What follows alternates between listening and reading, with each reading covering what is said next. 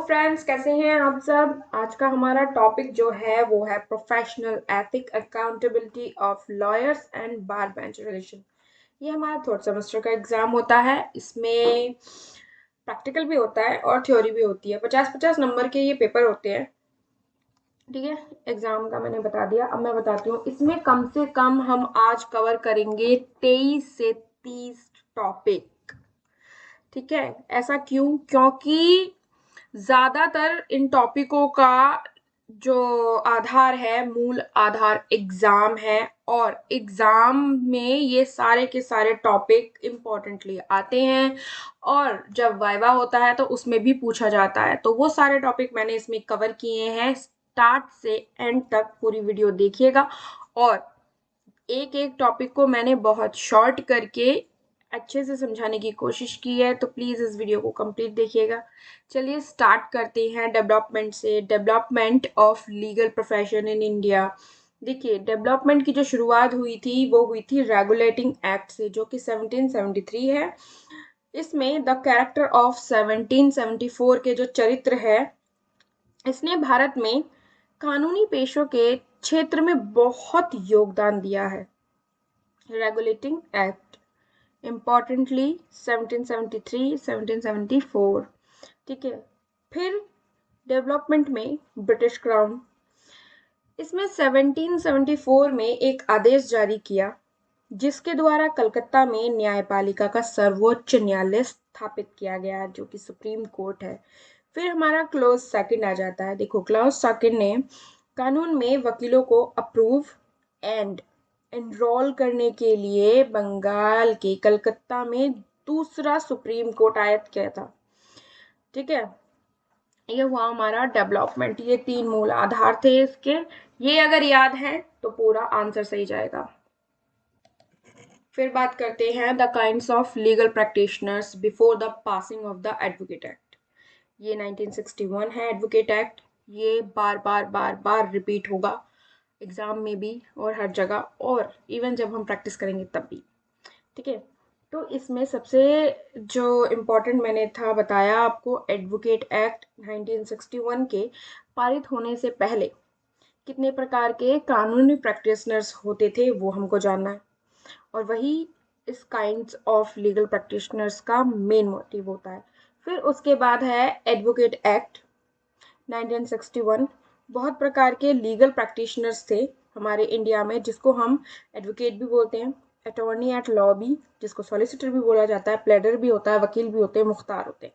और ये सारे जो लीगल प्रैक्टिशनर्स एक्ट थे, ये रजिस्टर्ड एंड एनरोल्ड थे। ठीक है, now there is only one legal practitioner act for the whole of India, that is Advocate Act 1961।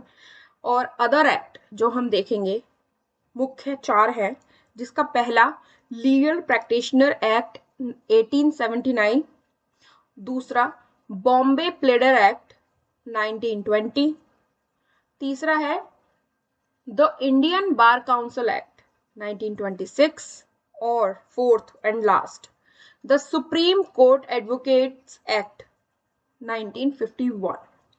ठीक है, इसमें जो मैंने सारा स्क्रीन पे आपको दिख रहा होगा काइंड्स का, तो ये सारा मैंने इस पे कवर किया है। ठीक है, मूल आधार मैंने आपको बता दिए हैं। जो स्क्रीन पे दिख रहा है इसको आप सेव कर लीजिएगा, या फिर आप स्क्रीनशॉट ले लीजिएगा, इसको ऐसे रिवीजन कर लीजिएगा। नेक्स्ट टॉपिक पे आते हैं, जो कि प्रोफेशनल मिसकंडक्ट है। देखिए, प्रोफेशनल मिसकंडक्ट और प्रोफेशनल और अदर मिसकंडक्ट, जो कि स्क्रीन पे आपको शो हो रहा है। ठीक है, प्रोफेशनल मिसकंडक्ट को समझना है और प्रोफेशनल और अदर मिसकंडक्ट को समझना है, इसलिए मैंने इन्हें दोनों को सीरीज वाइज रखा है ताकि आपको ये समझने में आसानी हो।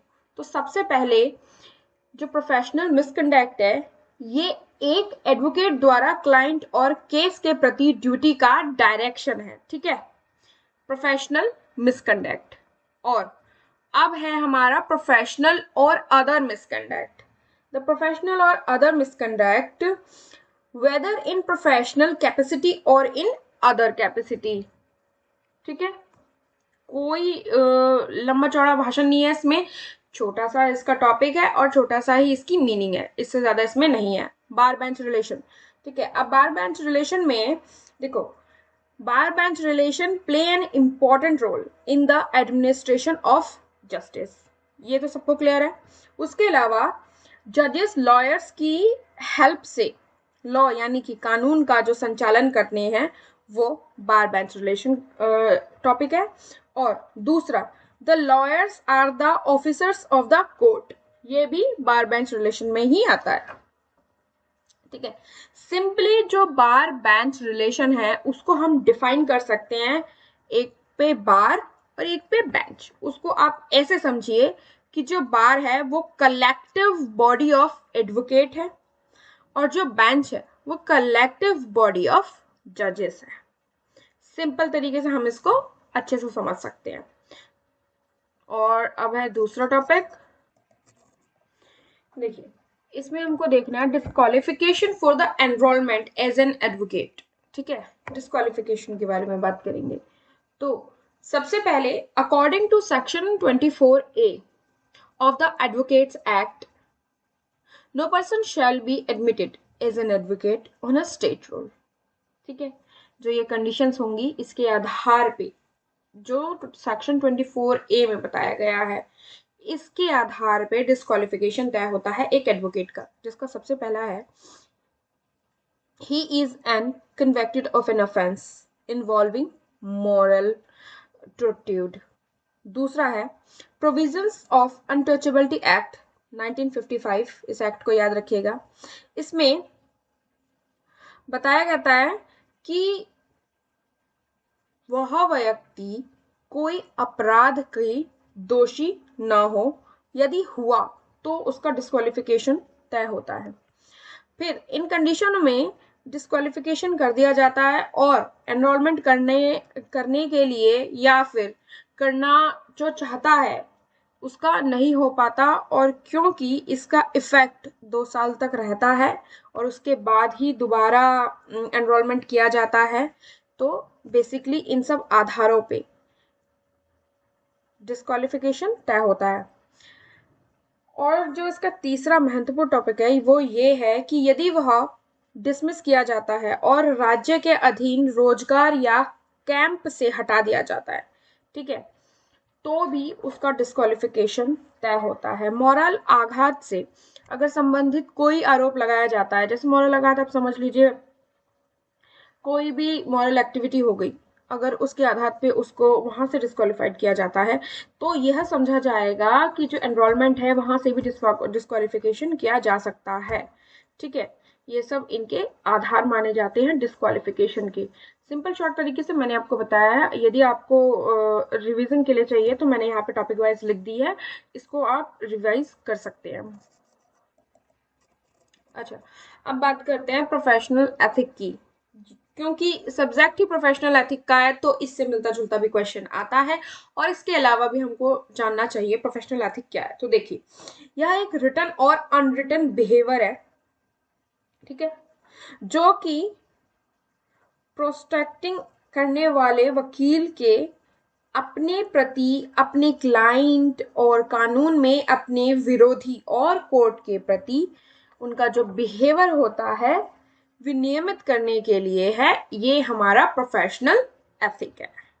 ओके, अब हमारा है what qualities must be perceived by a lawyer in order to be a successful lawyer. तो इसमें जो है क्वालिटीज के बारे में बताया गया है, पॉइंट वाइज मैंने बता दिया है आपको, इसको एक बार आप देख लीजिएगा। इसमें कोई इतना हार्ड वर्क नहीं है, सिंपल सिंपल जितना लिखना था उतना मैंने लिख दिया है, ठीक है। गुड वॉइस होनी चाहिए, गुड पावर ऑफ एक्सपीरियंस होना चाहिए, गुड नॉलेज ऑफ लॉ होना चाहिए, फिर उसके बाद नेचर अच्छा होना चाहिए, अपने क्लाइंट के साथ गुड बिहेवियर करना चाहिए, और जजेस के किसी भी जो वो आदेश पारित करेंगे उसमें इंटरप्ट नहीं करना है। ये सारे बिहेवियर के बारे में हमको समझना है। तो उन सब क्वालिटीज के बारे में इसमें बताया गया है, उन सब सिचुएशंस के बारे में बताई गई है। एक अच्छी कमांड होनी चाहिए ओवर द लैंग्वेज, एंड उसके साथ साथ आपकी एक अच्छी आवाज भी होनी चाहिए, ठीक है। एक अच्छा एक्सपीरियंस होना चाहिए, वो सब हमारी क्वालिटीज हैं, ठीक है। अब देखते हैं kinds of advocate. And who is a senior advocate. तो देखिए काइंड्स ऑफ एडवोकेट में सर्वप्रथम हमको देखना है कि कितने प्रकार के एडवोकेट होते हैं। तो according section 16 the advocate act 1961 provides two classes of advocate. ठीक है, सेक्शन 16 याद रखिएगा यही डिफाइन कर रहा है टू क्लासेस ऑफ एडवोकेट्स के, जिसका पहला है सीनियर एडवोकेट्स और दूसरा है एडवोकेट। ठीक है, ये दो हमारे काइंड्स ऑफ एडवोकेट हैं। अब दूसरा टॉपिक है हमारा, देखिए सबसे पहले मैं एक चीज आपको बताना चाहूंगी कि अगर मैं इसको शॉर्ट में फिनिश कर रही हूँ तो दैट मीन्स ये शॉर्ट में ही है। ठीक है, और इसको लॉन्ग में आप चाहें भी तो एग्जाम में कितना लिखेंगे, 50 नंबर का होता है। 50 नंबर में आप उतने एफर्ट तो देंगे, ठीक है, लेकिन सटीक शब्दों में देना पड़ेगा, इसमें कोई बनावटी नहीं चलेगा कि फलाना होता है ढिमकाना होता है, ऐसा आप नहीं लिख सकते। ठीक, जो सटीक शब्दों में बताया जा रहा है वही आप लिखेंगे तो ज्यादा अच्छा है। और जो शब्दों का प्रयोग होता है, ये नहीं कि जो हम बोलते हैं बैठ जा उठ जा, ऐसे शब्द हम नहीं यूज कर सकते वहां एग्जाम में। यदि हम करते हैं तो उसका जो प्रभाव होता है वो भी थोड़ा बहुत इफेक्ट मतलब देता है एग्जाम में, तो उस चीज को थोड़ा सा ध्यान दीजिएगा। ठीक है, अब हम बात करते हैं कंटेम्प्ट ऑफ कोर्ट की। देखो कंटेम्प्ट ऑफ कोर्ट बहुत सिंपल तरीके से बताया गया है कि कोई भी आचरण यानी कि बिहेवियर, कोई भी आचरण जो इस संबंध में या इस संबंध में कानून के अधिकार और प्रशासन को लाने के लिए या मुकदमेबाजी के दौरान पक्षकारों के मुकदमेबाजी या उनके गवाहों के साथ हस्तक्षेप करने के लिए खड़ा है, वह कंटेम्प्ट ऑफ कोर्ट है। ठीक है, मान लीजिए दो पार्टी खड़ी है, ठीक है, उनका एक का जो डिसीजन है वो आने वाला है, उसके बीच में भाई डिसीजन के बीच में तुम बोल रहे हो, वह कोर्ट में बेकार की नॉइस फैला रहे हो, तो वो सब कंटेम्प्ट ऑफ कोर्ट में काउंट होता है। अब देखिए जो कंटेम्प्ट ऑफ कोर्ट है वो कई तरीके के होते हैं जो कि आपको स्क्रीन पे दिख रहा होगा। सर्वप्रथम कंटेम्प्ट ऑफ कोर्ट है, फिर सिविल कंटेम्प्ट ऑफ कोर्ट है, फिर क्रिमिनल कंटेम्प्ट ऑफ कोर्ट है। सिविल कंटेम्प्ट ऑफ कोर्ट क्या है, देखिए जब कोर्ट में जानबूझकर जजमेंट हो या डिक्री हो, डायरेक्शन हो या ऑर्डर हो, ठीक, या किसी अन्य प्रकार से जानबूझकर अगर अवज्ञता फैलाया जाता है तो वो सिविल कंटेम्प्ट होता है। ठीक है, जानबूझकर अगर आप वहां पे किसी भी तरह की अवज्ञता फैला रहे हो, ठीक है, तो वो कंटेम्प्ट ऑफ कोर्ट माना जाएगा, किसमें, सिविल में। अब क्रिमिनल में देखते हैं, क्रिमिनल कंटेम्प्ट ऑफ कोर्ट क्या है, लांछन लगाना या लांछन लगाने के लिए प्रशिक्षित करना या किसी न्यायालय के अधिकार को कम करना, ये क्रिमिनल कंटेम्प्ट है। दूसरा, किसी भी न्यायिक प्रवृत्ति के नियम समय के साथ विध्य या इंटरफेयर्स करना, ये भी क्रिमिनल कंटेम्प्ट है। और इंटरफेयर्स करने के लिए हस्तक्षेप या तनाव या बाधा या टैंक दो किसी अन्य तरीके से न्याय के प्रशासन में बाधा डालते हैं, वो भी क्रिमिनल कंटेम्प्ट ऑफ कोर्ट करते हैं। ठीक है, ये शॉर्ट में मैंने आपको तीनों कंटेम्प्ट ऑफ कोर्ट बता दिए। नेक्स्ट टॉपिक पे आते हैं, यहाँ advocates on a state roll. इसे समझने की जरूरत है, बहुत ही इंपॉर्टेंट है और थोड़ा लेंदी है, ये थोड़ा नहीं, ठीक है, हम मतलब जो एलएलबी के स्टूडेंट है उनके लिए ये तो कुछ भी नहीं है। ठीक है, according to section 2 the advocate act 1961, जिसका पहला सब्जेक्ट है, to the provision of this act and the rules made thereunder a person shall be qualified to be admitted as an advocate on a state role if he fulfills the following conditions। अब वो conditions क्या है, वो अब खुद section 2 बता रहा है हमको, किसमें, एडवोकेट एक्ट में 1961। ठीक, जिसका पहला है, he is a citizen of India, Bharat का नागरिक होना चाहिए, उसने अपनी एज कंप्लीट की हो 21 years, he has completed the age of 21 years.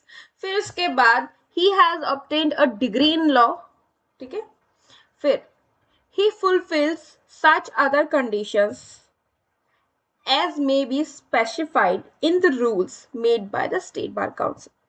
ठीक है, वो जो भी कंडीशंस बताई जाएंगी, जो भी स्पेसिफाइड रूल्स बताए जाएंगे, वो सब कुछ फुलफिल करके स्टेट बार काउंसिल का तभी वो क्वालिफाइड हो पाता है। और पांचवा इसका है, he paid in respect of the enrolment stamp duty. Stamp duty के बारे में आप सबने सुना होगा, नहीं सुना होगा तो मैं बताती हूँ। स्टैम्प ड्यूटी जो होती है, एक अमाउंट आपको बताती है जो कि चार्जेबल अमाउंट होती है, और ये किस में आता है, इंडियन स्टैम्प एक्ट में, जो कि 1899 है। ठीक है, इंडियन स्टैम्प एक्ट 1899 है। और ये जो होता है ये एनरोलमेंट के लिए होता है, और ये जो फी पेबल होता है जो किसको जाता है, स्टेट बार काउंसिल को जाता है, जिसमें ना 600 रुपए बार काउंसिल ऑफ इंडिया को जाता है, 150 रुपए by way of a bank draft drawn in favour of that council. ठीक है, ये सारी जो कंडीशंस बताई गई हैं, ये सारी कंडीशंस एक advocate on a state roll पे है। ठीक है, ये सारी कंडीशंस के बाद एक जो एडवोकेट की डिग्री है या फिर जो एडवोकेट होते हैं वो क्वालिफाइड माने जाते हैं। और इसका एक और इम्पॉर्टेंट रोल है कि ये जो स्टेट रोल है ना एडवोकेट का, ये जरूर से जरूर एग्जाम में भी पूछे जाते हैं और वाइवा में पूछे जाते हैं कि चलो सेक्शन 2 बताओ, एडवोकेट एक्ट क्या होता है। चलो कम से कम 3 वो बता दो जिससे एक एडवोकेट क्वालिफाइड माना जाता है, इस तरह से पूछ लेते हैं। नेक्स्ट है एडवोकेट। एडवोकेट कौन होते हैं, तो according to section 2 subsection 1 A means advocate जो इस अधिनियम के तहत है। ठीक है, इस अधिनियम में जो कुछ भी बताई गई है उसके तहत ही एक एडवोकेट एडवोकेट है। ठीक है, अब आता है स्टेट बार काउंसिल। तो state bar council according to section 2(1)(a means a bar council constituted under section 3 of the Advocate Act 1961। बहुत छोटा है और मैंने बहुत छोटे तरीके से इसमें लिखा है। अब आता है बार काउंसिल ऑफ इंडिया। ठीक है, according to section 2(1)(e means the bar council constituted under section 4 for the territories to which this act extends। ठीक है, बार काउंसिल इंडिया भी बहुत सिंपल तरीके से बताया है। और लॉ ग्रेजुएट, तो basically who has obtained a bachelors degree in law and any university established by law in India. तो लॉ डिग्री तो बहुत ही सिंपल है, नाम से पता चल रहा है कि वो क्या कहना चाह रहा है। अब लीगल प्रैक्टिशनर्स, ठीक है, जो कि हमारा नेक्स्ट टॉपिक है। 1 minute. Legal practitioners according to section 2(1) means an advocate और vakil of any high court, जो कि प्लेडर और मुख्तार होते हैं। ठीक है, उनको हम बोलते हैं। अब रोल क्या होता है ये हमें समझना, व्हाट इज रोल। तो अकॉर्डिंग टू सेक्शन 2(1) के, roll means a roll of advocate prepared and maintained under this act. जो भी इस एक्ट में बताया गया है वो सब रोल में आते हैं। अब देखिए, रोल में एक और है state roll. State role, according to section 2(1)(n), state role means a role of advocate prepared and maintained by an state bar council under section 17। ठीक है, ये भी बहुत छोटे तरीके से बताया गया है। अब समझना है बैरिस्टर। बैरिस्टर कौन होते हैं, तो बैरिस्टर ऑफ डिग्री की जो पुष्टि है केवल अदालत के थ्रू होती है, कोर्ट में। ठीक है, और वो जो कोर्ट होता है वो होता है INNS। ठीक है, अब ये समझना है हमको कि INNS वो क्या होता है। ये ना any of the sets of building in London, उसको हम INNS कहते हैं। अच्छा, हमारे यहाँ किसी ने नहीं सुना होगा कि फलाना बैरिस्टर है, हम सब बोलते हैं कि वह व्यक्ति एडवोकेट है, वो लॉयर है। बैरिस्टर नहीं सुनते, क्यों? क्योंकि ये हमारे देश का शब्द है ही नहीं। इसलिए हमको कहा गया है कि INNS द्वारा इसको पुष्टि की जाती है, इसकी पुष्टि की जाती है बैरिस्टर की डिग्री की, तब जाके वो एक बैरिस्टर बनता है। ठीक है, एक बार और रिपीट कर देती हूँ। INS का मतलब होता है any of the sets of building in London. इसकी जो स्थिति होती है वो जजेस द्वारा एक आवश्यक क्वालिफिकेशन के रूप में मान्यता दी गई थी। जिसके बिना कोई भी वकील के रूप में अभ्यास नहीं कर सकता। ठीक है, यहाँ पे इन्होंने खुद ही क्लियर किया है कि एक बैरिस्टर की पावर और एक वकील की पावर, ठीक है, पूर्णतः इक्वल है।